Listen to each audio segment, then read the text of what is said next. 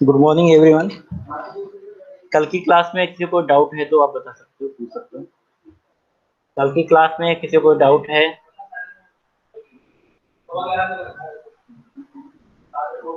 Good morning विशाल। Sound clear आ रही?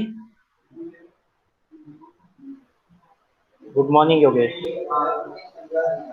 कल की क्लास में किसी को डाउट है तो आप पूछ सकते हैं अभी, उसके बाद में अपन नेक्स्ट स्टार्ट करते हैं।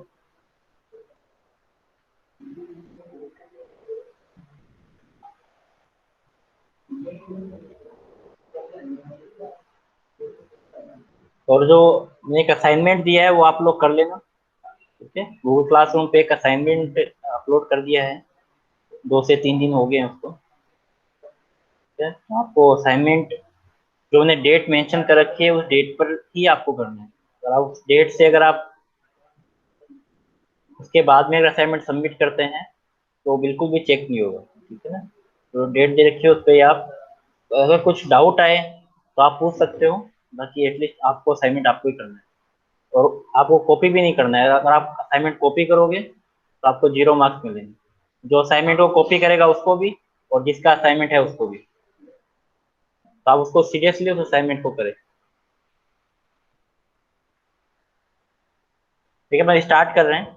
लास्ट क्लास में आपको मैंने ब्रेकवे पॉइंट और ब्रेकिंग पॉइंट के बारे में बताया था। यहाँ पर मैं दोबारा रिपीट कर रहा हूँ, ये बहुत इंपॉर्टेंट पॉइंट है। अगर आपको ये समझ में नहीं आएगा तो फिर क्वेश्चन आप नहीं कर पाओगे, राइट। तो रूल नंबर 7 में आपको मैं ब्रेकवे पॉइंट और ब्रेकिंग पॉइंट बता रहा था, राइट। तो ब्रेकवे और ब्रेकिंग पॉइंट का मीनिंग क्या है, मैं दोबारा यहाँ पे डिस्कस कर देता हूँ। First one is break away point. इसको मैं सपोज शॉर्ट फॉर्म में लिख रहा हूँ, BAP, राइट। ब्रेकवे पॉइंट सपोज मुझे डिफाइन करना है, तो ब्रेकवे पॉइंट और ब्रेकिंग पॉइंट आप जब डिफाइन करते हो, जब भी आपको रियल एक्सिस पे आपको अगर ग्राफ प्लॉट करना है, तो आपको रियल एक्सिस पे आपको,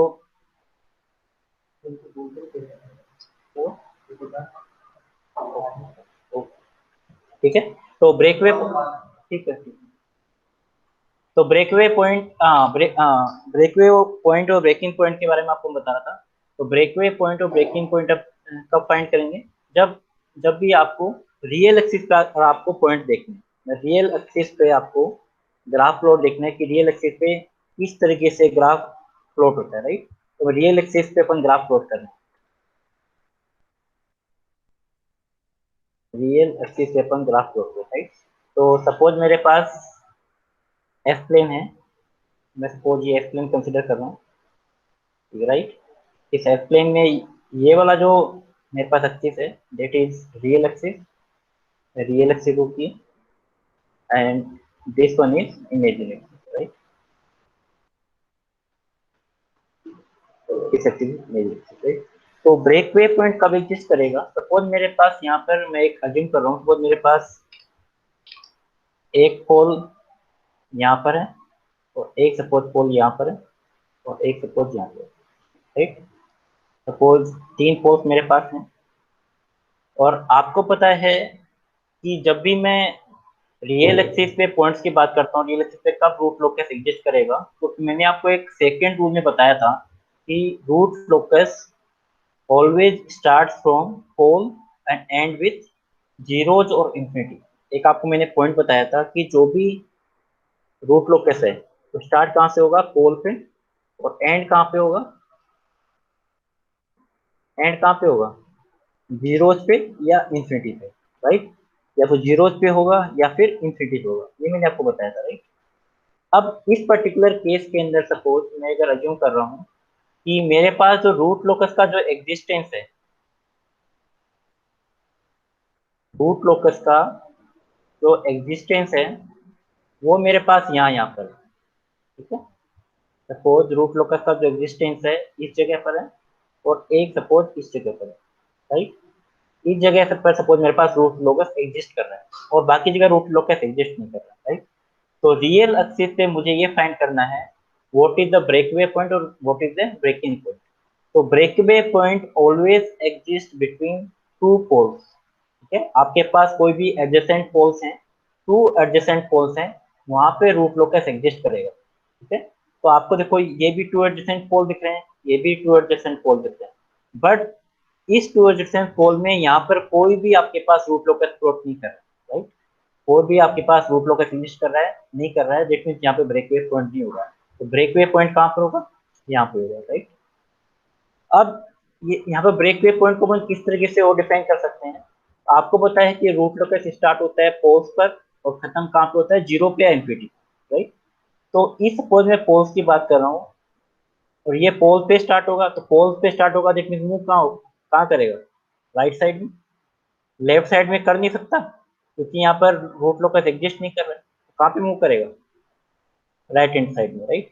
ये वाला जो पोल्स है वो कहाँ मूव करेगा, लेफ्ट हैंड साइड में, क्योंकि राइट में मूव नहीं कर सकता। राइट में क्यों नहीं मूव कर सकता, क्योंकि अब रूट लोकस एग्जिस्ट नहीं कर रहा है, राइट। तो ये वाला जो पोल्स है वो राइट हैंड साइड में मूव कर रहा है और ये वाला जो पोल्स आपका लेफ्ट हैंड साइड में मूव कर रहा है। अब सपोज ये दोनों जो पोल्स हैं, ये इधर मूव कर रहा है, ये इधर मूव कर रहा है, तो ये दोनों पोल्स का जो डायरेक्शन है वो एक दूसरे के अपोजिट। अब दोनों के दोनों पोल्स क्या हो गए, एक दूसरे के अपोजिट है, दैट मींस जो मेरे पास कर्व है, जो मेरे पास रूट्स है, वो क्या होंगे, आपस में ब्रेक होंगे, हैं, इनका कोलिजन होगा। तो ब्रेक होने के बाद में ये कहीं भी जा सकता है। तो मेरे पास एक रूट यहाँ पे चला गया और एक रूट यहाँ पे चला गया, राइट। तो इस पर्टिकुलर पॉइंट को बोलता हूँ break away point. That means यहाँ पे रूट ब्रेक हुआ और आपके पास आउटसाइड डायरेक्शन में away from the real axis जा रहा है, that means this is called the break away point, right? This is called breakaway point. Or breakaway point always exists between two adjacent poles, but the condition is at this particular region root locus always exists. तो root locus exist नहीं करेगा तो वहां पर मेरे पास breakaway point नहीं होगा। लेकिन breakaway point कहाँ कहाँ exist करेगा, टू adjacent pole पे। अगर आपके पास टू adjacent pole हैं तो वहां पर ही root locus exist करेगा, ठीक है। सॉरी, breakaway point exist करेगा।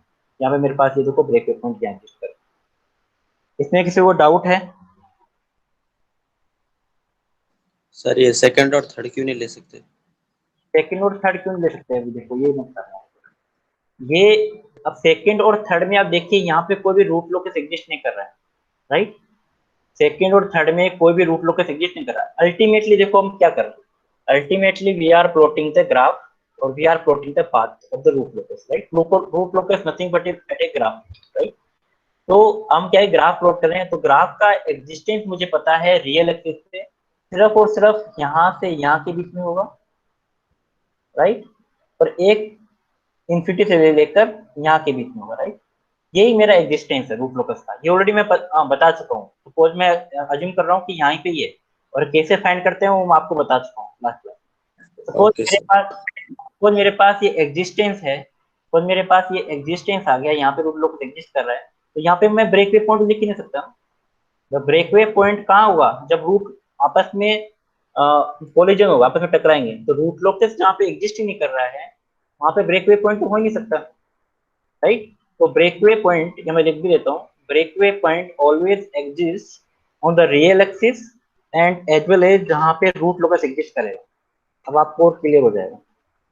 मीन्स ब्रेकवे पॉइंट और ब्रेकिंग पॉइंट उस पर्टिकुलर लोकेशन में होगा अगर मेरे पास रियल एक्सिस है, नंबर वन, इमेजरी एक्सिस पर नहीं होगा, रियल एक्सिस है और जहां पर रूट लोकस एग्जिस्ट कर रहा है वहीं पे ब्रेकवे पॉइंट होगा, बाकी जगह नहीं होगा, राइट। तो मेरे पास रियल एक्सिस पे सिर्फ सिर्फ रूट लोकस यहाँ पे एग्जिस्ट कर रहा है, इस जगह नहीं कर रहा है।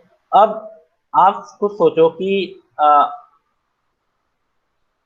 आप खुद सोच सकते हो कि ब्रेक अवे पॉइंट का मीनिंग क्या है। आप खुद उससे मीनिंग लगा सकते हो। मतलब दो रूट्स हैं वो आपस में ब्रेक हुए और outside away from the root चले गए, right. That means it is called breakaway. तो सेकंड मैं डिफाइन कर रहा हूँ breaking point. Second is breaking point. अब ब्रेकिंग पॉइंट में जस्ट अपोजिट है। ब्रेकिंग पॉइंट कब एग्जिस्ट करेगा, जब मेरे पास दो पोल्स हैं, सॉरी दो जीरोज हैं और दो जीरोज पर आपका जो रूट लोकस है एग्जिस्ट कर रहा है, ठीक है। यहाँ पे मेरे पास रूट लोकस जो है वो एग्जिस्ट कर रहा है, that means that is called the breakaway point. अगर मैं एक कोई दूसरा एग्जांपल लेता हूँ उससे आपको क्लियर होगा ब्रेकवे पॉइंट है क्या।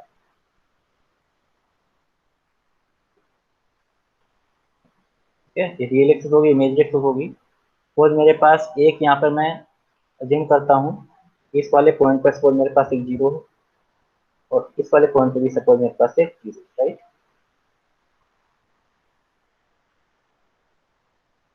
राइट। अब मेरे पास ये दो जीरो है, राइट है ना, ठीक है। और इस पे सपोज मेरे पास रूट लोकस एग्जिस्ट कर रहा है, राइट। इस पॉइंट पे सपोज रूट लोकस एग्जिस्ट कर रहा है। अब इस पर्टिकुलर पॉइंट पे ब्रेकिंग पॉइंट होगा। ब्रेकिंग पॉइंट का मतलब क्या है कि आपके पास दो रूट्स कंबाइन होके इस पर्टिकुलर रियल एक्सिस पे आके गेट टुगेदर हो रहे हैं, ऐसा मिल रहे हैं ना, this is called breaking point. Break होके इनसाइड डायरेक्शन में क्या होगी, इनसाइड। मान लो मेरे पास दो रूट्स कहीं से भी आए, कहीं से भी आ सकते हैं।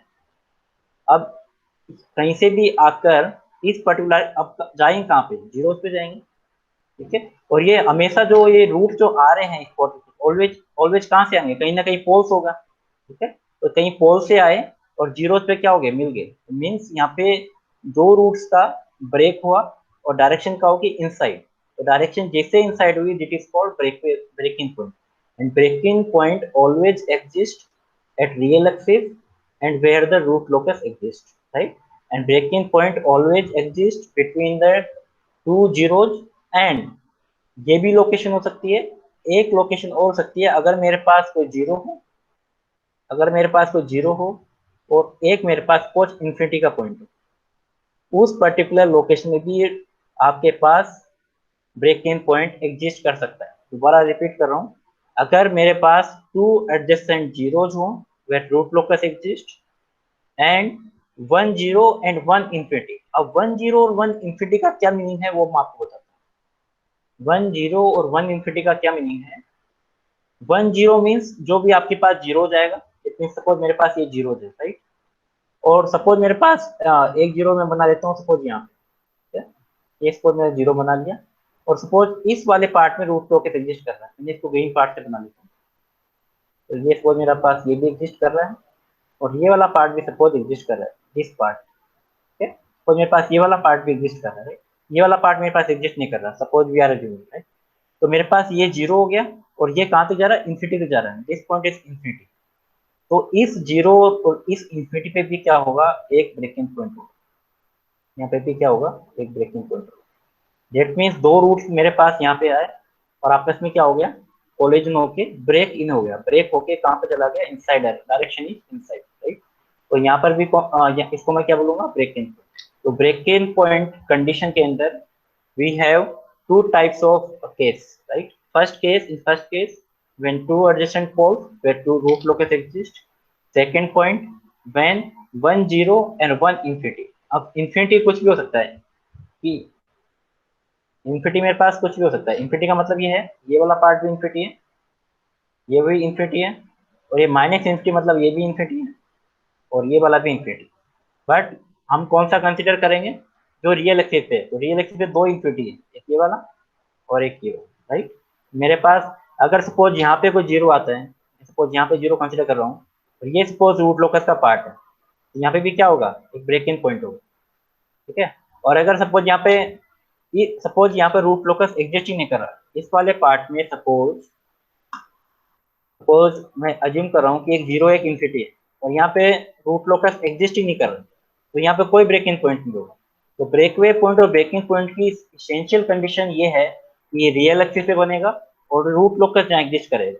मीन्स अगर आपके पास रूट लोकस एग्जिस्ट ही नहीं कर रहा है तो वहाँ पे ब्रेकवे पॉइंट और ब्रेकिंग पॉइंट होगा ही नहीं, तो देखना ही नहीं। अगर रूट लोकस एग्जिस्ट कर रहा है उसी कंडीशन में आप ब्रेकवे पॉइंट और ब्रेकिंग पॉइंट डिफाइन कर सकते हो, राइट। इसमें किसी को डाउट है तो बताइए,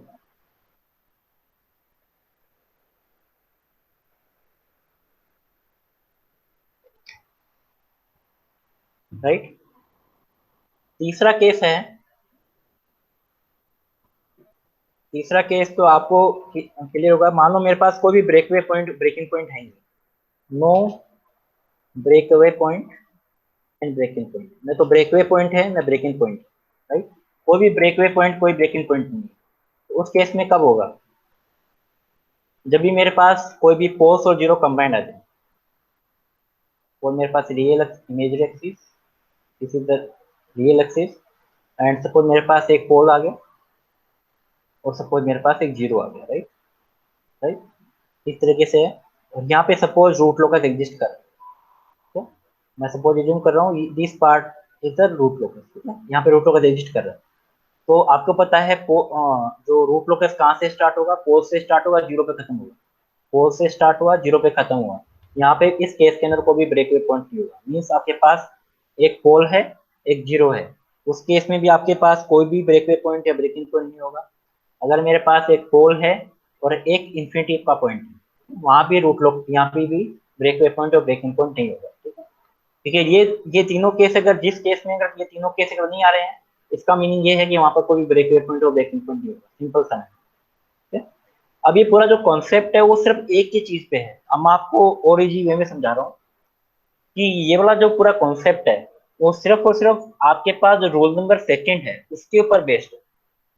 मतलब ये जो रूल नंबर 7 बता रहा हूँ मैं, रूल नंबर सेकंड के बेस पे है। रूल क्या कहता है वो, कि that root locus start from poles. Root locus कहाँ से स्टार्ट होता है? पोल पे स्टार्ट होता है और खत्म कहाँ पे हो रहा है? जीरोज पे या इंफिनिटी पे। अब ध्यान से सुनना, ये वाला पॉइंट मैं बता चुका हूँ, दोबारा रिपीट कर रहा हूँ, इसे समझाने की आपको कोशिश कर। कि root locus always start from pole और खत्म कहाँ पे हो रहा है? जीरो और इंफिनिटी पे। अब सपोज मैं एक फर्स्ट वाला केस कंसिडर कर रहा हूँ, ध्यान से समझना इस चीज, इससे आपको और क्लियर हो जाएगा। ये मेरे पास, मुझे पता चला कि ये दो पोल्स हैं, ठीक है, और ये एक और पोल्स पर मैं दूंगा, तीन पोल्स हैं, और यहाँ पे रूट लोकस एग्जिस्ट कर रहा है। यहाँ पे सपोज रूट लोकस एग्जिस्ट कर रहा है, यहाँ पे रूट लोकस एग्जिस्ट कर रहा है। अब देखो, ये वाला पोल है, ये कहीं ना कहीं मूव होगा। ठीक है, अब सपोज इस, क्योंकि पोल से स्टार्ट होगा, स्टार्ट कहाँ से होगा वो मैं ऑलरेडी बता चुका हूँ, कहाँ से स्टार्ट होगा? पोल से स्टार्ट होगा, राइट। तो ये पोल्स पर, ये पोल्स है, ये कहाँ कहाँ मूव कर सकता है? इधर मूव कर सकता है, इधर कर सकता है, ऊपर भी कर सकता है, नीचे भी कर सकता है ना? कहीं भी मूव कर सकता है, राइट। अब देखिए, ये पोल सपोज इधर मूव करा, राइट, इसके जो रूट्स हैं, क्योंकि पोल से स्टार्ट हो रहा है, इधर मूव करा, तो यहाँ पे तो रूट लोग एग्जिस्ट ही नहीं कर रहा है, ये मीन्स यहाँ पे मूव कर ही नहीं सकता वो, राइट। अगर सपोज इधर मूव करा, तो आपके पास इधर भी कोई रूट लोकस एग्जिस्ट नहीं कर रहा है, राइट, क्योंकि यहाँ पर तो कोई रियल एक्सिस है ही नहीं है। तो ऑलवेज ब्रेक पे पॉइंट कहाँ होता है? रियल एक्सिस पे होता है, तो ये वाला भी नहीं हो सकता। ऊपर भी मूव नहीं करता क्योंकि यहाँ पर भी रियल एक्सिस नहीं है। तो मूव सिर्फ और सिर्फ कहाँ कर सकता है? इस डायरेक्शन में। कहाँ कर सकता है? राइट, राइट डायरेक्शन में, राइट। डेट मीन्स ये इस पोल के लिए इसकी डायरेक्शन हमेशा राइट ही होगी। समझ पा रहे हो इस चीज को? न लेफ्ट होगी, न अप होगी, न डाउन होगी, सिर्फ राइट में ही होगी, राइट। इस पोल की अपन बात करते हैं। सपोज ये पोल यहाँ मूव करना चाह रहा है ना, इस पर्टिकुलर डायरेक्शन में, तो ये राइट डायरेक्शन में कर ही नहीं सकता। क्यों नहीं कर सकता? क्योंकि यहाँ पे रूट लोकस एग्जिस्ट नहीं कर रहा है, राइट। और ऊपर मूव नहीं कर सकता क्योंकि रियल एक्सिस नहीं है। तो मूव कहाँ कहाँ करेगा? सिर्फ और सिर्फ लेफ्ट में मूव करेगा, क्योंकि यहाँ पे रूट लोकस एग्जिस्ट कर रहा है। अब ये दोनों के दोनों पोल्स आपस में मूव कर रहे हैं एक दूसरी डायरेक्शन में, ऊपर सी बात है, क्या होगा? ब्रेक होगा ही नहीं होगा? ब्रेक इसका इस डायरेक्शन में ब्रेकअप होगा, ब्रेकअप होकर क्या होगा? आउटसाइड ही जाएंगे दोनों आपस में, कॉलेजिंग होकर। जो जो कंसेप्ट है वो कंसेप्ट रूल नंबर 2 के बेसिस पे। रूल नंबर 2 क्या कहता है कि root locus start from pole ending with zeros और इंफिनिटी। अब मैं इसकी बात करता हूँ। सपोज अब इसकी देखो, इस वाले पोल्स की, ये वाला पोल कहाँ मूव कर सकता है? इस डायरेक्शन में। इस डायरेक्शन में मूव कर नहीं सकता। क्यों नहीं कर सकता? या फिर रूट लोकस एग्जिस्ट नहीं कर रहा है, तो फिर कहाँ पे मूव करेगा? इस डायरेक्शन में मूव करेगा। ठीक है, इस डायरेक्शन में आपके पास रूट लोकस एग्जिस्ट कर रहा है, और रूट लोकस एग्जिस्ट कर रहा है, दैट मींस पोल से स्टार्ट हुआ, इंफिनिटी पे खत्म हो। समझ पा रहे हो? तो डायरेक्शन जो है वो डिसाइड कर रहा है ये concept, root locus start from pole and ending with zeros और इंफिनिटी। ठीक है, अब ये जो भी ये इस पर्टिकुलर डायरेक्शन में मूव कर रहा है ना, ये यहाँ पे जो मूव कर रहा है, मैं आपको आगे बताऊंगा। तो ये खत्म कहाँ पे होगा? ये तो जीरो पे होगा, इंफिनिटी पे होगा। या तो सपोज हो सकता है यूं करके कहीं जीरो पड़ा हुआ हो, उस पे खत्म हो जाए। या फिर क्या हो सकता है, ये वाला ग्राफ इंफिनिटी पे खत्म हो, क्योंकि root locus always start from pole end with zero और इंफिनिटी। तो ये कॉन्सेप्ट जो है वो सेकंड वाले रूल के बेसिस पे है कि रूट लोकस कहाँ से स्टार्ट होगा, कहाँ से मूव होगा। इसी तरीके से अब नीचे वाला देखिए। अब ये वाला जीरोज है, ऑब्वियसली बात है, जीरोज पे क्या होगा? एंड होता है। एंड होता है मतलब डायरेक्शन जीरोज की तरफ होगी। इसकी डायरेक्शन में हो नहीं सकता कि रूट लोकस एग्जिस्ट नहीं कर रहा है, राइट। ऊपर जा नहीं सकता क्योंकि मेरे पास रियल एक्सिस नहीं है। तो कहाँ पर मूव होगा? इसकी डायरेक्शन में, यहाँ पे मूव होगा, तो इसकी इनसाइड डायरेक्शन होगी। इसी तरीके से ये वाला जीरो, इसकी तरफ डायरेक्शन नहीं हो सकती क्योंकि अब रूट लोकस एग्जिस्ट नहीं कर रहा है। तो उसकी डायरेक्शन कहाँ हो सकती है? इस डायरेक्शन में। दैट मीन्स कहीं ना कहीं पे ये किसी पर्टिकुलर पॉइंट पे ब्रेक इन होगा, मतलब कि डायरेक्शन दोनों साइड में रूट्स आके यहाँ पे क्या होगा, इसका गेट टूगेदर होगा, तो दोनों डायरेक्शन इनसाइड इनसाइड मूव करेंगे। दैट मीन्स यहाँ पे कहीं ना कहीं एक ब्रेकिंग पॉइंट कंफर्म होगा ही होगा, राइट। तो ये कॉन्सेप्ट होता है, always root locus always start from pole and ending with zeros और इंफिनिटी, राइट। तो आप उससे भी आप समझ सकते हैं इसको, ये इंपॉर्टेंट पॉइंट है। तो क्योंकि रूट लोकस को प्लॉट करने में बहुत हेल्प करेगा ये वाला, इसलिए हम आपको ये अच्छे से बता। अब अपन बात करते हैं कि रूट लोकस का जो ब्रेकवे पॉइंट और ब्रेकिंग पॉइंट है वो exist on the real axis. अब उस पॉइंट को अपन फाइंड कैसे करते हैं उसका मैं बता रहा हूँ आपको। तो फाइंड करने के लिए जो मेथड होता है, फाइंड के लिए मेथड होता है that is d k by d s equal to zero. आपको एक डिफरेंशिएट क्या करना है, जीरो करना है। और यहाँ पर के क्या है वो आपको बताता हूँ। एक क्वेश्चन लेता हूँ, उससे आपको क्लियर हो जाएगा। तो मेरे पास एक ट्रांसफर फंक्शन है k upon s into s plus two s plus, right. तो सबसे पहले आपको क्या करना है, इस पर्टिकुलर ट्रांसफर फंक्शन की कैरेक्टरिस्टिक इक्वेशन फाइंड करनी है, that is one plus G of s into H of s equal, right. आपने ये फाइंड कर ली, इसे पुट कर दिया, क्रॉस मल्टीप्लाई कर दिया, राइट। इसको आपने मल्टीप्लाई कर दिया तो आपके पास ये क्वेश्चन आ जाएगा। मल्टीप्लाई आप इजीली कर सकते हो, not a big deal, right. तो ये मल्टीप्लाई करने के बाद में आपके पास ये क्वेश्चन आ गई। यहाँ से आप जो ये कॉन्स्टेंट आपको दिख रहा है, राइट, कॉन्स्टेंट के दिख रहा है, ये आप फाइंड कर लीजिए। तो राइट साइड में ले जाओगे तो that means whole term is negative, right. अब आपको क्या करना है, इस पर्टिकुलर में यहाँ पे के नहीं आएगा, ये मैंने बाय मिस्टेक लिख दिया, ये आप हटा दीजिए, ये के नहीं आएगा। तो अब इस के को आपको डिफरेंशिएट करना है और जीरो के इक्वेट करना है, सिंपल। तो when we find breakaway point or breaking point, then we must differentiate k with respect to s, that is dk by ds must be equal to 0, right। तो यहाँ पे मैंने क्या किया, dk by ds को zero कर दिया, ठीक है। dk by ds को जैसे आप जीरो करोगे, s क्यूब का 3s स्क्वायर हो जाएगा, 6s square that is 12s, and 8s को आप डिफरेंशिएट करोगे that means 8, right. Minus sign आपका राइट हैंड साइड चला जाएगा, दैट इज क्वाड्रेटिक इक्वेशन। और क्वाड्रेटिक इक्वेशन को आप इजीली सोल्व कर सकते हो by using Shridharacharya method, and that by using Shridharacharya method you can find the s equal to minus 0.5 and minus 3.5, ठीक है। इसको आप इजीली सोल्व कर सकते हो, minus b plus minus root of b square minus 4ac divide by 2a, ठीक है। ये आप ऑलरेडी आप पढ़ चुके, तो इससे आप फाइंड कर लोगे एस की वैल्यू। अब प्रॉब्लम कहाँ आ गई कि ये दो वैल्यूज आ रही हैं इसकी। अब इन दोनों वैल्यूज में सिर्फ एक ही वैल्यूज हो सकता है, दोनों वैल्यूज हो सकता है एक भी वैल्यूज हो, तो उनको एक चेक करना पड़ेगा कि कौन कौन सी वैल्यूज एग्जिस्ट करे कि नहीं करे। अब देखो माइनस 0.85, तो मैंने इसका सपोज पॉल जीरो डायग्राम बना दिया, रूट लोकस का एग्जिस्टेंस बना दिया, ये सपोज रूट लोकस का एग्जिस्टेंस है, राइट। अब इस पर्टिकुलर पॉइंट के अंदर माइनस 0.85 जीरो और माइनस टू के बीच में आएगा, कहीं पे बीच में, और माइनस 3.5 माइनस टू और माइनस फोर के बीच में आएगा। अब देखिए जो यहाँ पे जो माइनस 3.5 है, माइनस 3.5 है, वहां पे रूट लोकस एग्जिस्ट ही नहीं कर रहा है। माइनस 3.5 पर रूट लोकस एग्जिस्ट ही नहीं कर रहा है, दैट मीन्स अपना माइनस 3.15 तो कैंसिल आउट हो गया, माइनस 3.15 तो कैंसिल आउट हो गया क्योंकि अब रूट लोकस एग्जिस्ट ही नहीं कर रहा है। तो ब्रेकवे पॉइंट कौन सा होगा, माइनस 0.85, माइनस 0.85। और आप देख भी सकते हो कि ये दोनों एडजेसेंट पोल्स के बीच में आ रहा है जहाँ पे रूट लोकस एग्जिस्ट कर रहा है। That means in this particular question minus 0.85 is the breakaway point because two adjacent poles are given in this pole zero diagram, right। समझ में आया कि नहीं आया, इसमें किसी को डाउट है तो बताइए। ये बहुत इंपॉर्टेंट है, जितने मैंने पॉइंट्स बता रहा हूँ बहुत इंपॉर्टेंट है, एक एक पॉइंट इंपॉर्टेंट है,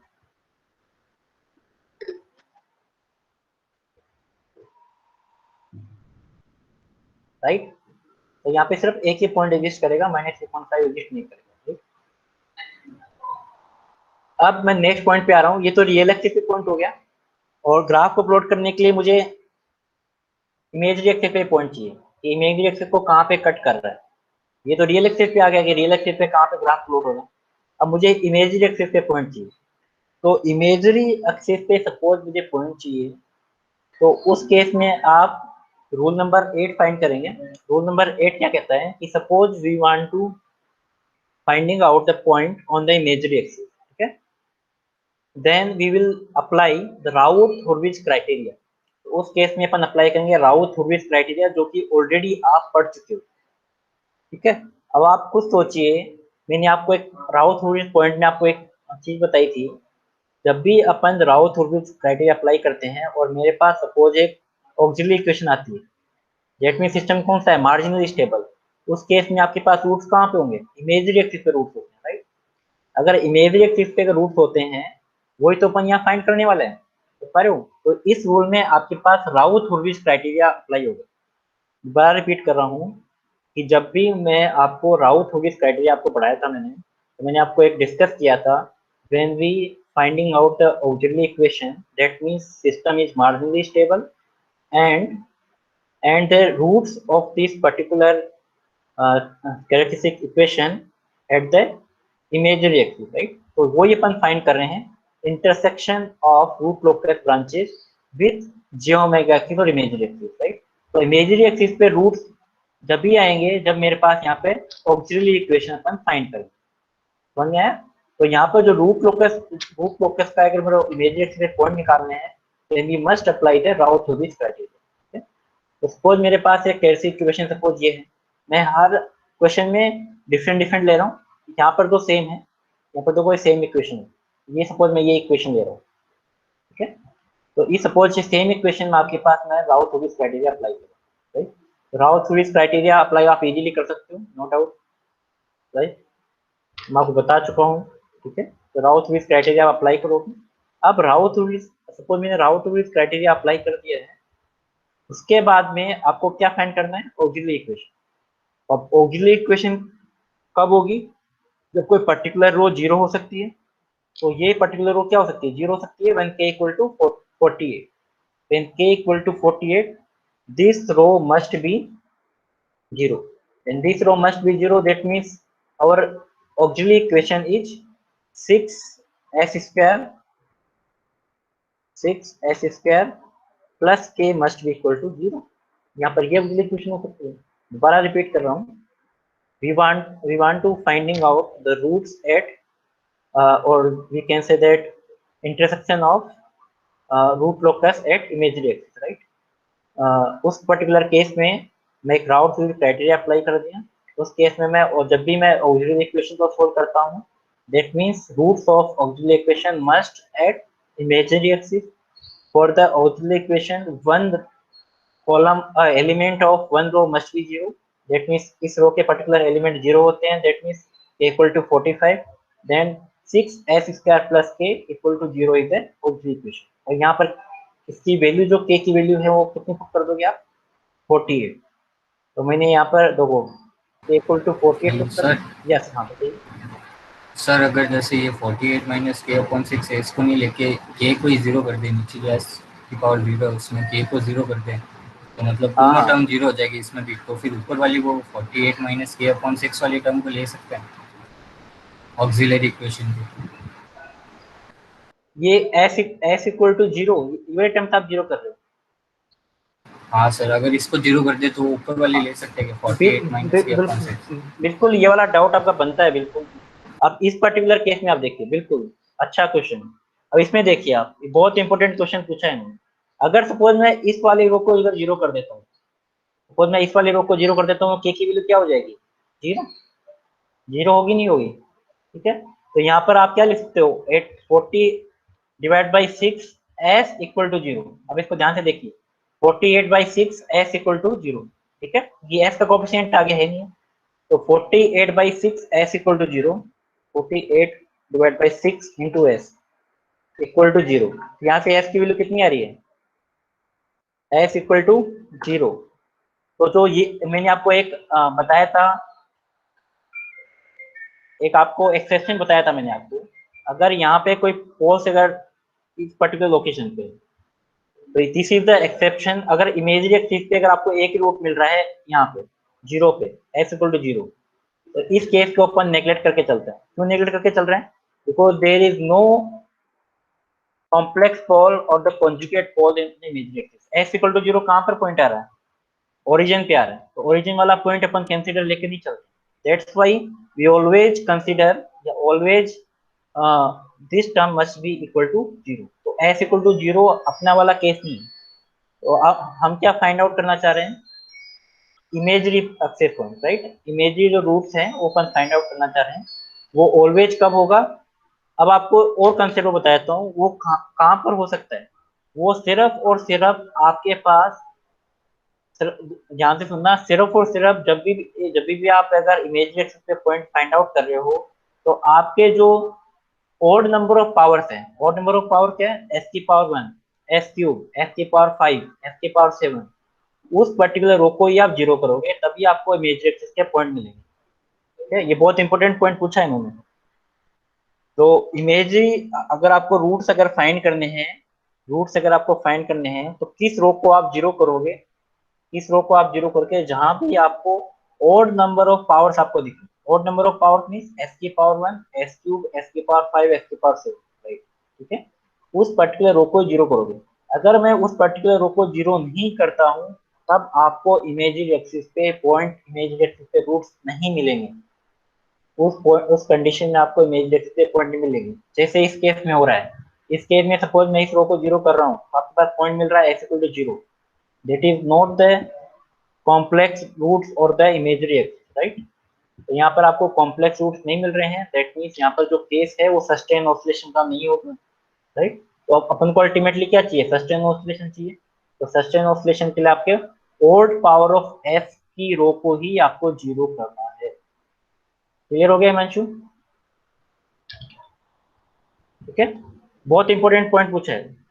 इस तरह से आप क्वेश्चन पूछा करो, आपके माइंड में आते हैं, दैट इज इस तरह के क्वेश्चन आ रहे हैं, दैट मीन्स आप मेहनत कर रहे हो। और अगर इस तरह के क्वेश्चन नहीं आ रहे, दैट मीन्स खत्म मामला। ठीक है, अब इसमें मैं आपको बता रहा था कि अगर मैं ओरिजिनल क्वेश्चन को सोल्व करता हूँ, k इक्वल टू 48 मैंने यहाँ पे पुट कर दिया। अब पुट करने के बाद में एक क्वेश्चन आ रही है मेरे पास 6s square plus 48 equal to 0, right? तो 48 को मैंने यहाँ पे पुट करने के बाद में आप लिख सकते हो 6s square equal to minus 48, that means s square equal to minus 48 divide by 6, that is minus 8। इसको मैं अगर रूट लूंगा, ऑब्वियस सी बात है, नेगेटिव अगर क्वांटिटी है उसका रूट लूंगा तो कॉम्प्लेक्स रूट्स आएंगे, that is plus minus iota 2.8। That means यहाँ पे दो पॉइंट्स आ रहे हैं, एक तो iota 2.8, that means imagery axis पे पॉइंट आ रहा है, एक वाला माइनस 2.8। दैट मीन्स कोई भी रूट लोकस इन दोनों पॉइंट्स को कट करेगा ही करेगा। मतलब यहाँ पे भी रूट लोकस आएगा, यहाँ पे रूट लोकस आएगा, इन दोनों पॉइंट्स को पक्का है कट करेगा। ठीक है, तो अपने रियल एक्सिस पे देख लिया मैंने कहाँ पे एग्जिस्ट करेगा, इमेजरी एक्सिस पे देख लिया कहाँ पे एग्जिस्ट करेगा। ठीक है, जब भी आप रियल एक्सिस देखोगे, then we apply dk by ds equal to 0, and when we will finding out the points at imaginary axis, then we must apply Raoult-Hurwitz criteria, and in Raoult-Hurwitz criteria the auxiliary equation must be equal to 0, and you find the imaginary roots, or we can say that complex roots, right? इसमें किसी को doubt है?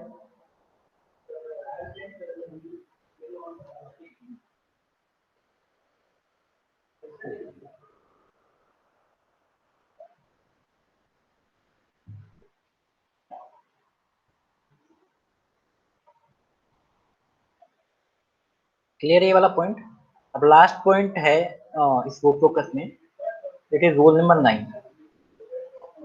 Rule number 9 जो है वो इतना important नहीं है, बट ये एक किसी पर्टिकुलर केस के लिए इम्पोर्टेंट होगा। इसका मीनिंग क्या है मैं बस बताता हूँ। जब भी आपको इसका जो हेडिंग है that is angle of departure and angle of arrival. इसको मैं एंगल ऑफ डिपार्चर को इंडिकेट करता हूँ थीटा डी से, और एंगल ऑफ अराइवल को रिप्रेजेंट करता हूँ थीटा ए से। अब ये दोनों पॉइंट जो हैं थीटा ए और theta D, angle of departure और एंगल ऑफ अराइवल, ये कब एग्जिस्ट करेंगे? जब आपको कोई ट्रांसफर फंक्शन गिवन है, उस पर्टिकुलर ट्रांसफर फंक्शन में आपके पास अगर पोल्स और जीरो, ध्यान से सुनना, अगर पोल्स और जीरो कॉम्प्लेक्स कॉन्जुगेट के फॉर्म में दे रखे हैं। दोबारा रिपीट कर रहा हूँ, एंगल ऑफ डिपार्चर और एंगल ऑफ अराइवल जब निकलेंगे आपके, जब आपको कोई ट्रांसफर फंक्शन गिवन है और उस पर्टिकुलर ट्रांसफर फंक्शन में आपको जो पोल्स और जीरोस है वो कॉम्प्लेक्स कॉन्जुगेट के फॉर्म में है या कॉम्प्लेक्स कॉन्जुगेट आ रहे हैं, राइट। और कॉम्प्लेक्स कॉन्जुगेट मींस आयोटा के फॉर्म में, राइट। अब देखो इस तो पुराने प्रीवियस क्वेश्चन में आपके जो ट्रांसफर फंक्शन गिवन था उसमें आपके पास पोल्स क्या क्या थे, 0, -2, -4। यहाँ पे कोई भी कॉम्प्लेक्स कॉन्जुगेट नहीं थे, like a plus iota b form, right. -2 + 3 iota, 2 - 3 iota, 1 + 2 iota, ठीक है। इस फॉर्म में कोई भी रूट्स नहीं है, राइट। अगर इस फॉर्म में होते हैं then you will apply this rule, ठीक है। उसी केस में अप्लाई होगा, बाकी आपको यहाँ पे अप्लाई करने की जरूरत ही नहीं है रूल नंबर 9, ठीक है। Rule number 9 always exist when there any complex roots और कॉम्प्लेक्स पोल्स और जीरोस आर गिवन, राइट। तो सबसे पहले मैं बात करता हूँ एंगल ऑफ डिपार्चर। अब एंगल ऑफ डिपार्चर का मीनिंग क्या है वो मैं आपको बताऊंगा। पहले पहले मैं बात कर रहा हूँ एंगल ऑफ डिपार्चर की। तो angle of departure always exist when complex poles are given.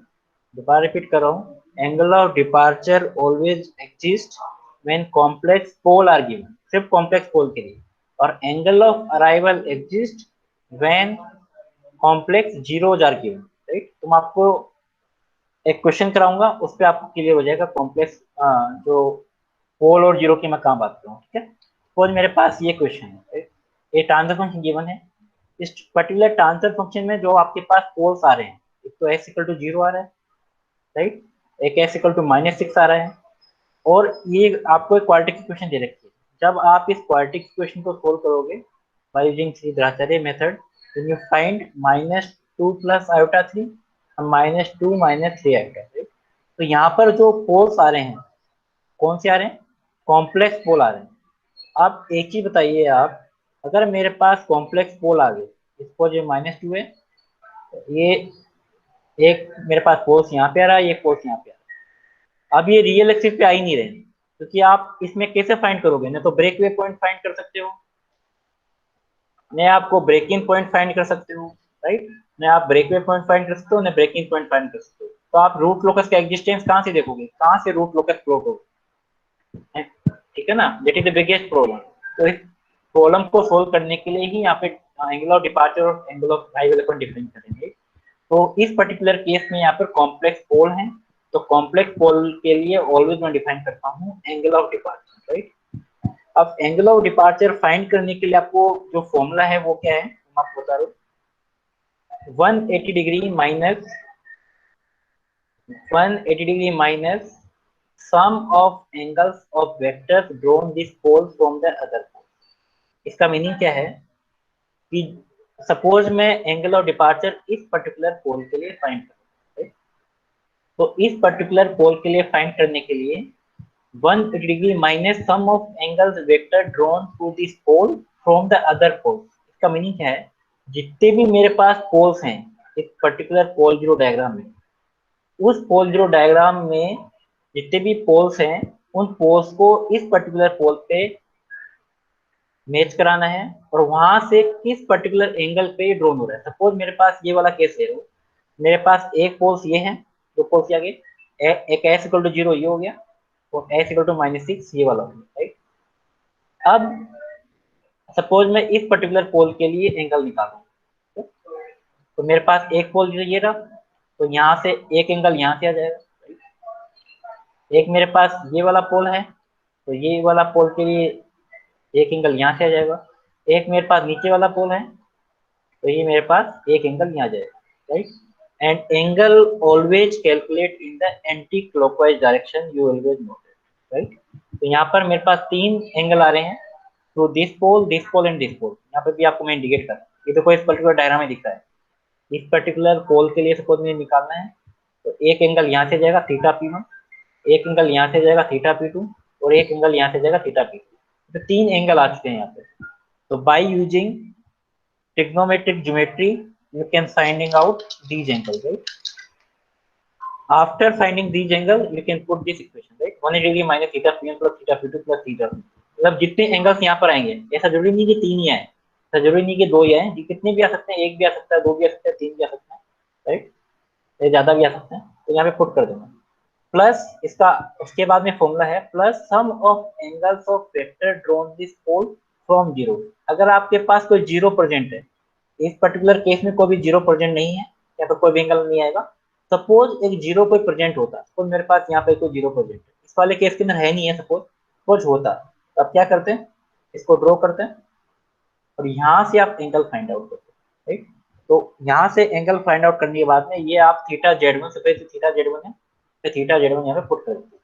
But इस पर्टिकुलर केस में यहाँ पर कोई भी जीरो नहीं है, तो यहाँ पर जो ये वाला जो पार्ट है, ये वाला जो पार्ट है उसकी वैल्यू कितनी हो जाएगी, 0, राइट। इस वाले केस में इसकी वैल्यू 0 हो जाएगी। तो 180 माइनस थीटा P1 123 आ रहा है, 37 आ रहा है, 90 आ रहा है, राइट। तो आप ट्रिग्नोमेट्रिक ज्योमेट्री को यूज में लेके आप ये एंगल फाइंड आउट कर सकते हो। तो मेरे पास यहाँ पे थीटा डी कितना आ गया, -। अब सपोज मेरे पास दो ही यहाँ पर कॉम्प्लेक्स कॉन्जुगेट पोल्स थे, एक तो मेरे पास ये वाला था और एक ये वाला था, राइट। तो सपोज इस वाले केस के अंदर इस वाले पोल्स के लिए मुझे थीटा डी निकालना है, क्योंकि डिपार्चर जो एंगल ऑफ डिपार्चर है always calculate for the complex pole, right, not the ordinary pole, right. तो मेरे पास ये जो थीटा डी निकला है वो किस लिए निकला है, -2 + 3 आएगा इसके लिए। और सपोज मैं कैलकुलेट कर रहा हूँ -2 - 3 आएगा के लिए, तो आपको सारा प्रोसीजर फॉलो करना है उसके लिए इस पर्टिकुलर पोल के लिए, राइट। बट यहाँ पर आपको प्रोसीजर फॉलो करने की कोई रिक्वायरमेंट नहीं है। अगर सपोज इस पर्टिकुलर पोल के लिए जो एंगल आ रहा है वो cos थीटा आ रहा है, तो इस पर्टिकुलर पोल के लिए उसके कॉम्प्लेक्स कॉन्जुगेट पोल के लिए जो एंगल होगा जस्ट अपोजिट नेगेटिव साइन होगा। सपोज मेरे पास यहाँ पे थीटा आ रहा है तो माइनस थीटा होगा, तो यहाँ पे सपोज -70 आ रहा है, तो जो सेकंड वाले जो पोल्स के लिए जो एंगल होगा +70 होगा। मीनिंग आपको दोबारा कैलकुलेट करने की जरूरत नहीं है, आप निकालोगे तो सेम एंगल आएगा, तो यहाँ पे दोबारा कैलकुलेट करने की जरूरत नहीं है, डायरेक्टली आप नेगेटिव साइन ले लोगे। That means this theta d equal to -70 फॉर -2 + 3 iota पोल and theta d for the -2 - 3 iota is 70 degree, right. इसमें एक डाउट है किसी को?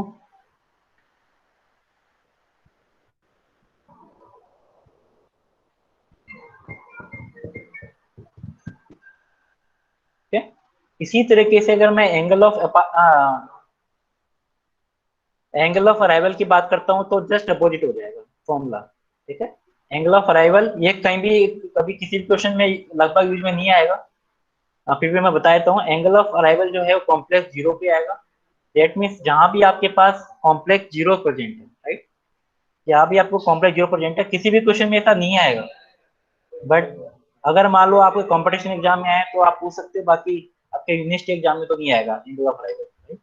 अगर कॉम्प्लेक्स जीरो प्रेजेंट है तो इस केस में जस्ट अपोजिट हो जाएगा, यहाँ पे theta P1 + theta P2 + theta P3 था और थीटा Z1 + थीटा Z2 हो जाएगा, और जहाँ भी Z1 Z2 Z3 था वहाँ पे P1 P2 P3 हो जाएगा, राइट। जस्ट अपोजिट हो जाएगा, right, angle of arrival, right. तो रूट लोकस वाला जो पार्ट के जो जितने भी रूल्स हैं मैं आपको ऑलरेडी बता चुका हूँ, इनको आप अच्छे से आप पढ़ लेना, क्योंकि अगर ये रूल्स अगर आपको पता है तभी आप क्वेश्चन कर पाओगे, राइट। तो नेक्स्ट क्लास में अपन इस रूट लोकस के लिए क्वेश्चंस की बात करेंगे और अपन 2 से 3 क्वेश्चन करेंगे 1 by 1, राइट।